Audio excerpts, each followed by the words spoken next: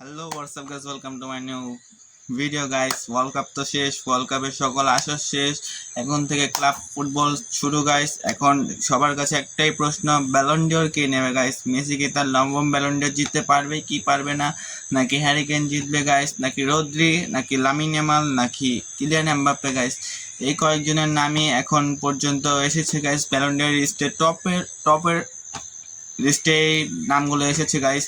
তো এখন থেকে ফুটবল বিশ্বকাপ শেষ গাইস। ফুটবল বিশ্বকাপের ম্যাচে যে পর্যন্ত শেষ ম্যাচটা, যে ফাইনাল ম্যাচটা যে পর্যন্ত হয়েছে, এর থেকেই ব্যালন ডিওরের নাম, ব্যালন ডিওরের উইনার ঘোষিত হবে। এই পারফরমেন্স তৈরি শেষ, তারপর থেকে নতুন মৌসুম শুরু, নতুন সিজন শুরু।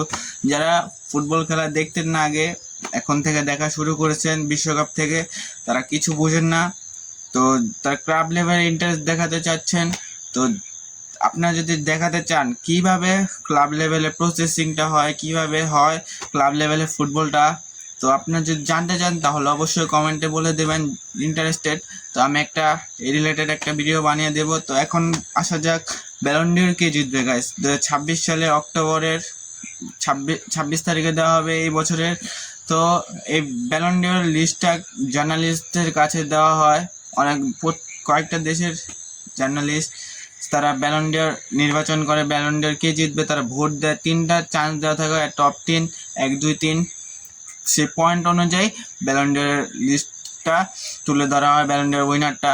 কারণ এটা একজনের হাতে থাকে না, প্রত্যেকটা জার্নালিস্ট ভোট দিয়ে দিয়ে তাদের উইনার নির্বাচিত করে। যেভাবে ইলেকশন হয় সেই প্রসেসে হয়।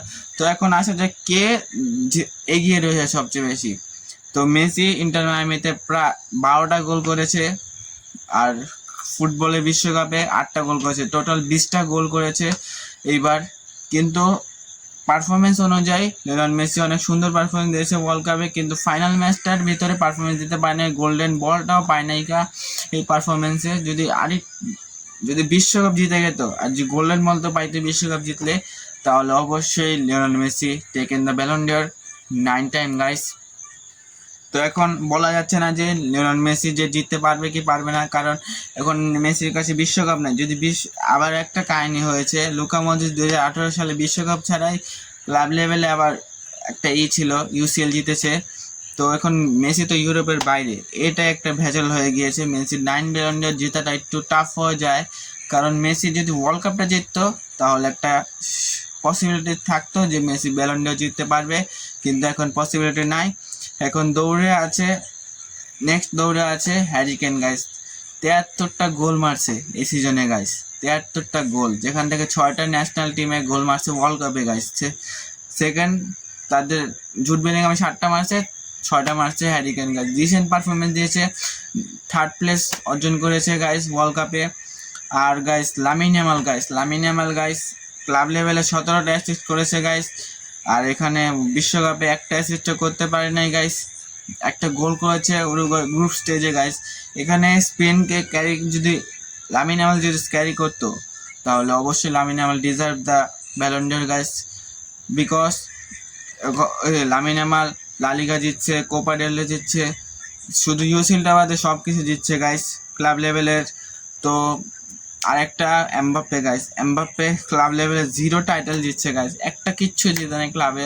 আর এখানেও বিশ্বকাপেও কিচ্ছু দিতে পারে না, শুধুমাত্র গোল্ডেন বুটটা জিতেছে, 3rd প্লেস অর্জন করতে পারে না গাইস। 50টা গোল মারছে গাইস, 40টা গোল ক্লাবে, 15টা গোল ইউসিএল মারছে, আর লা লিগায় মারছে কয়টা? 25টা গোল মারছে লা লিগায়, আর বাকি থাকে 10টা মারছে বিশ্বকাপে গাইস। এটাই হচ্ছে। আর রদ্রির বিশ্বকাপে পারফরমেন্স ভালো ছিল গাইস, গোল্ডেন বল অ্যাচিভ করেছে গাইস। তার পুরো মিডফিল্ডটা রোটেট করেছে রদ্রি, কন্ট্রোল করেছে রদ্রি। তো দেখা যাচ্ছে যে গোল্ডেন বলটার দাবিদারও সে ছিল গাইস। আপনি বলতে পারবেন রিগড হয়েছে, চুরি হয়েছে গাইস, তবে না গাইস, রদ্রির পাস অ্যাকুরেসি এখন নিখুঁত পাস গাইস, সুন্দরভাবে পুরো মিডফিল্ডটাকে অ্যাকুরেট করেছে এদিক থেকে এদিকে। তো এটাই বোঝা যায় গোল্ডেন বলটা ডিজার্ভ করে। ফাইনালেও সুন্দর পারফরমেন্স দিয়েছে, মেসিকে আটকে রাখছে সিঙ্গেল হ্যান্ডেড গাইস। তো রদ্রি প্রিমিয়ার লিগ জিততে পারে না, প্রিমিয়ার লিগ তো আর্সেনাল জিতছে, ম্যান সিটি জিততো, এবার 100% রদ্রি ব্যালন ডিওর জিততো, দুইবার ব্যালন ডিওর জিততো। কারণ ওইবারকার ইউরো জিতছিল যেই বছর, সেই বছরে ভিনিসিয়াস দাবিদার ছিল, কিন্তু ইউরোতে ভালো পারফরমেন্স দেওয়ার কারণে রদ্রি চলে যায়।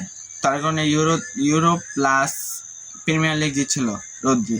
তো এবার প্রিমিয়ার লিগ জিততে পারে না, শুধু ওয়ার্ল্ড কাপটা জিতেছে, আর FA কাপ আর EFL একটা কাপ আছে ছোটো মোটো, ওটা জিতেছে গাইস।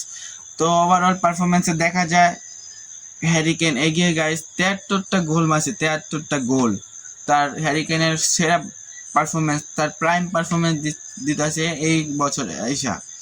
তো দেখা যাক বুন্দেসলিগাও জিতছে, লিগ টাইটেলের দিকে, ট্রফির দিক থেকে হ্যারি কেন আর রদ্রি এগিয়ে গাইস। লামিন ইয়ামালও এগিয়ে, কিন্তু লামিন ইয়ামাল বিশ্বকাপ পারফরমেন্সের কারণে সে ব্যালন ডিওর থেকে পিছিয়ে গিয়েছে গাইস।